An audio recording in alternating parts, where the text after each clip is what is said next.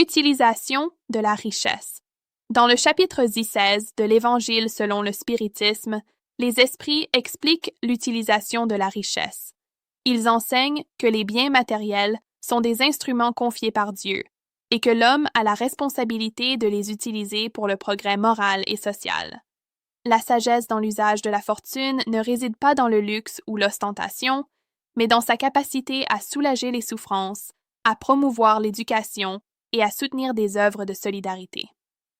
Celui qui utilise sa richesse de manière égoïste perd une précieuse opportunité de croissance spirituelle. Celui qui l'emploie pour le bien commun transforme les ressources en bénédictions durables, accumulant des trésors que la mort ne peut détruire. En psychologie basée sur des preuves, des études montrent que l'investissement dans des causes altruistes augmente le bien-être subjectif, renforce le sentiment de but et réduit les niveaux de stress.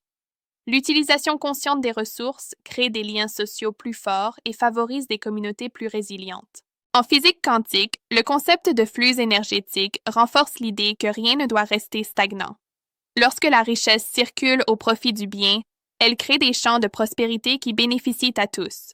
Lorsqu'elle est retenue uniquement pour soi, elle engendre déséquilibre et mal-être.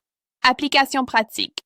Vivre cette leçon signifie revoir comment nous utilisons ce que nous avons en consacrant une partie de nos ressources, matérielles ou immatérielles, au bénéfice du prochain. Aider des projets sociaux, soutenir ceux qui en ont besoin et cultiver l'habitude du partage sont des façons de transformer la richesse en un instrument de lumière.